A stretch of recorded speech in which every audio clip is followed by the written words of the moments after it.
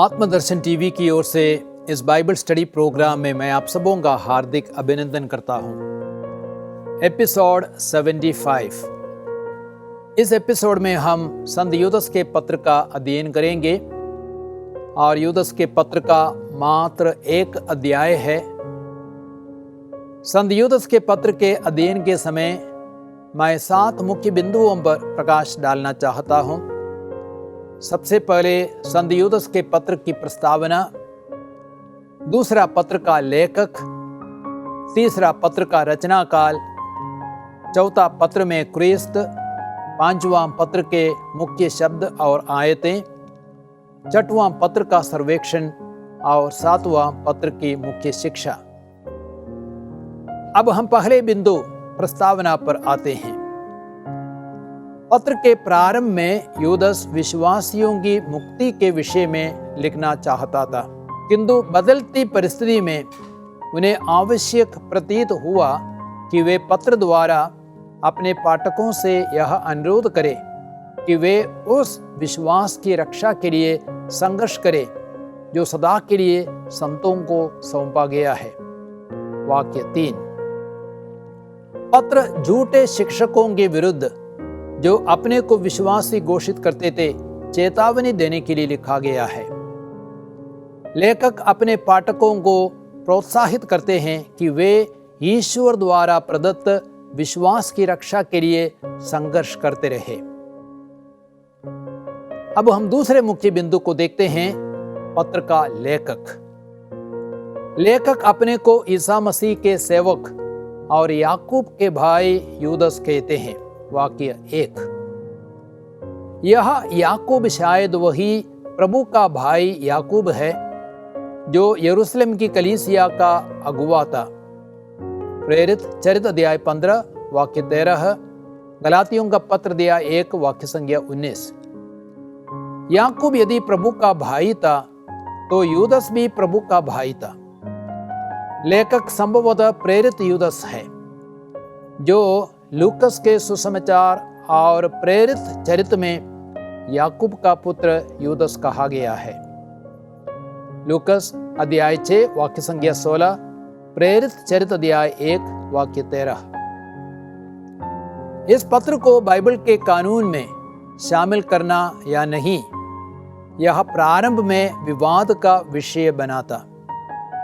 पत्र बहुत ही छोटा होने के बावजूद भी बाद में प्रामाणिक माना गया और कलीसिया के आचार्यों ने इसका उद्धृत किया है, यानी कोट किया है।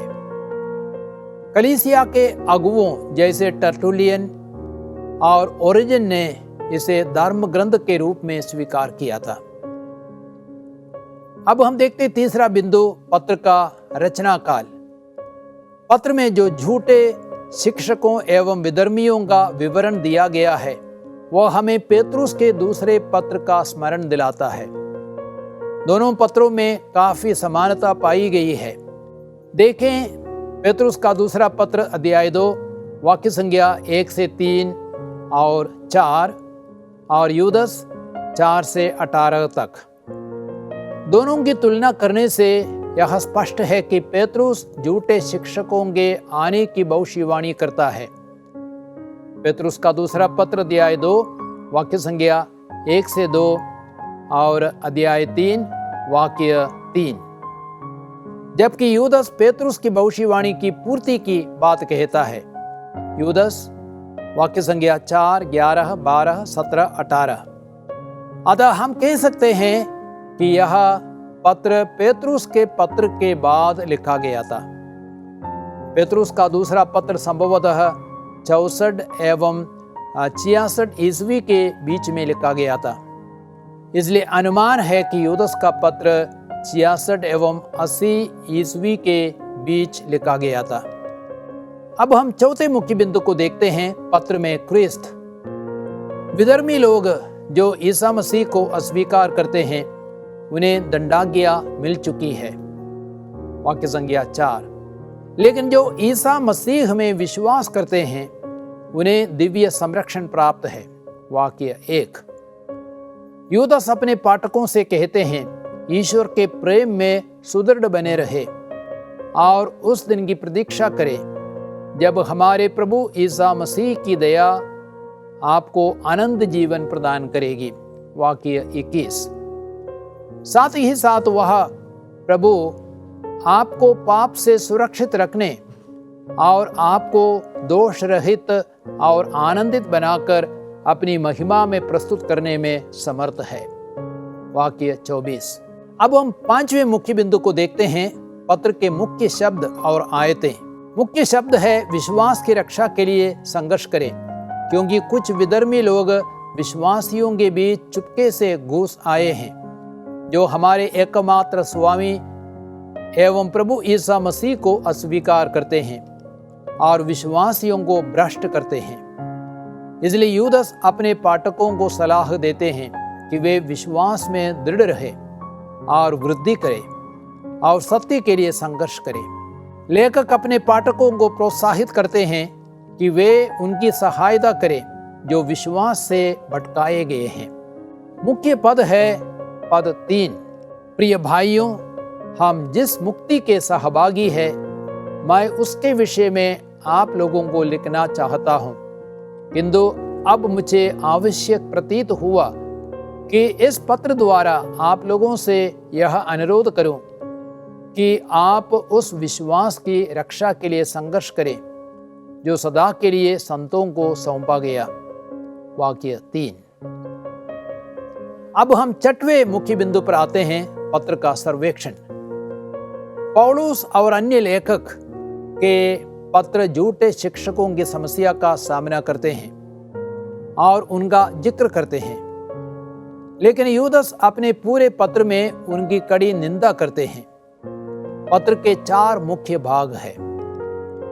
पहला भाग है यूदस के पत्र का उद्देश्य, वाक्य 1 से 4 तक। यूदस अपने विश्वासी पाठकों को कृपा पात्र एवं पिता परमेश्वर के प्रेम और ईसा मसीह के संरक्षण में जीवन बिताने वाले कहते हैं और उन्हें दया, शांति और प्रेम का अनुग्रह प्रदान करते हैं। वाक्य 1 से 2। लेकिन कलीसिया में विधर्मी शिक्षकों के घुस आने की खबर मिलने के कारण यूदस उनकी कड़ी निंदा करते हैं और अपने पाठकों को चेतावनी देते हैं। वाक्य 3 से 4 तक। और दूसरा भाग है झूठे शिक्षकों का वर्णन, वाक्य 5 से 16 तक। पंच ग्रंथ से विधर्मियों को ईश्वर द्वारा दी गई दंडाज्ञा के 3 उदाहरण देते हुए यूदस कहते हैं कि उन झूठे शिक्षकों का विनाश भी निश्चित है। वाक्य 5 से 7 तक। वे विवेकहीन पशुओं की तरह अपने शरीर को अपवित्र करते, प्रभुत्व को तुच्छ समझते और स्वर्गीय सत्वों की निंदा करते हैं, इसलिए उनका विनाश अवश्य होगा। वाक्य 8 से 10। यूदस उनकी तुलना ईश्वर के विरुद्ध विद्रोह करने वाले कैन, बलआम और कोरह से करते हैं, जो अपने विद्रोह के कारण विनष्ट हो गए हैं। वाक्य 11। वे प्रीति बोझों के लिए कलंक जैसे हैं, पवन द्वारा उड़ाए हुए जलहीन बादल और फलहीन वृक्ष जैसे हैं। वाक्य 12 और 13। वे समुद्र की उद्याम लहरें हैं, उल्काओं के सदृश है। प्रभु अपने सहस्रों संतों के साथ आकर सभी मनुष्यों का न्याय करेगा। वे बुनबुनाते और अपना भाग्य कोसते रहते हैं, अपनी दुर्वासनाओं के अनुसार आचरण करते हैं, डींग मारते और लाभ के लिए खुशामद करते हैं। वाक्य 14 से 16। तीसरा भाग है झूठे शिक्षकों के विरुद्ध रक्षा, वाक्य 17 से 23 तक।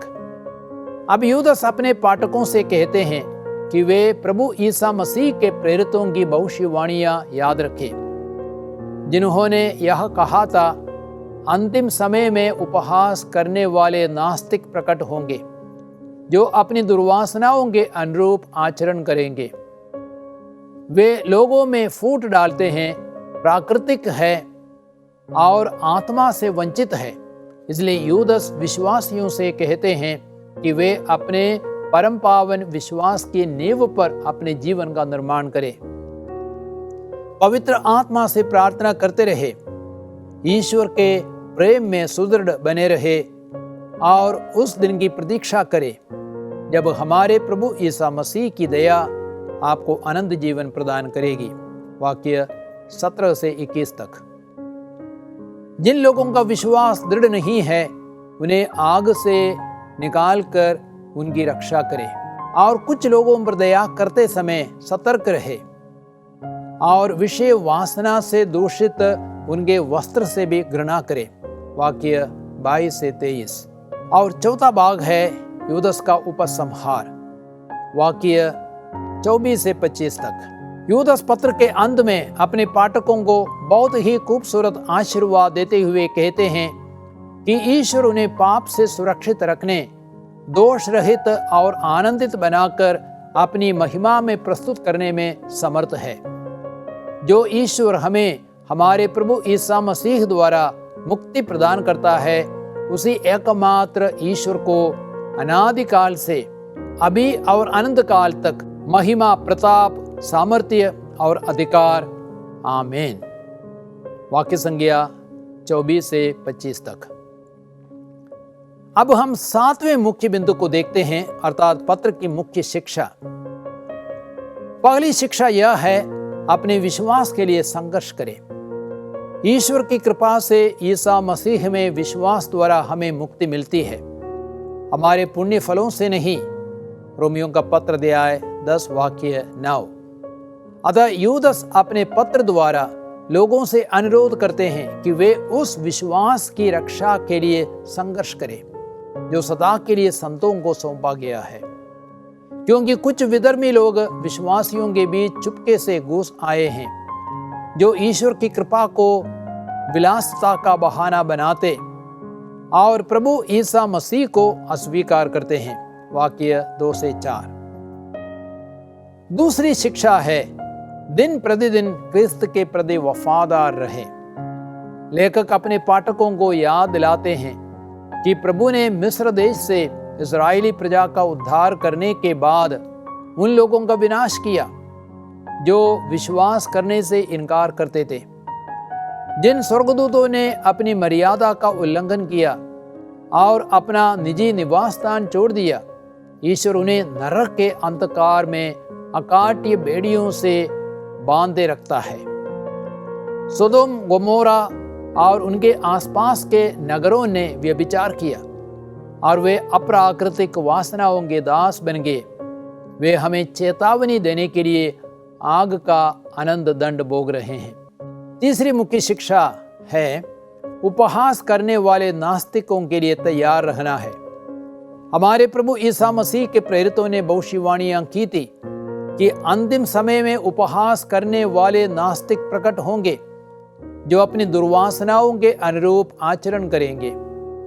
वे आप लोगों में फूट डालते हैं, वे प्राकृतिक है और आत्मा से वंचित है। आज भी ऐसे लोगों की कोई कमी नहीं है जो झूठी शिक्षा देते हैं और विश्वासियों में फूट डालते हैं। इसलिए हम विश्वासियों को सावधान रखना है। वाक्य 17 से 19 तक। और चौथी शिक्षा है, आप विश्वास में और मसीह के प्रति प्रेम में वृद्धि करें। यूदस आग्रह करते हैं कि हम अपने परम पावन विश्वास की नींव पर अपने जीवन का निर्माण करें। पवित्र आत्मा से प्रार्थना करते रहे, ईश्वर के प्रेम में सुदृढ़ बने रहे और उस दिन की प्रतीक्षा करें जब हमारे प्रभु ईसा मसीह की दया हम लोगों को अनंत जीवन प्रदान करेगी। वाक्य संज्ञा 20 और 21। पांचवी शिक्षा है, दूसरों को नरक की आग से बचाए। कुछ लोगों का विश्वास दृढ़ नहीं है, अतः याकूब हमसे आग्रह करते हैं कि हम उन पर दया करें और उन्हें आग से निकालकर उनकी रक्षा करें। आप कुछ लोगों पर दया करते समय सतर्क रहे और विषय वासना से दूषित उनके वस्त्र से भी घृणा करें। वाक्य 22 और 23। तो प्यारे भाइयों और बहनों, हम लोगों ने संत यूदस के पत्र का अध्ययन किया है और अगले एपिसोड में हम प्रकाशना ग्रंथ का अध्ययन करेंगे। प्रभु आप सबों को आशीर्वाद प्रदान करे। सर्वशक्तिमान परमेश्वर पिता पुत्र पवित्र आत्मा आप सबों को आशीर्वाद प्रदान करे। आमीन।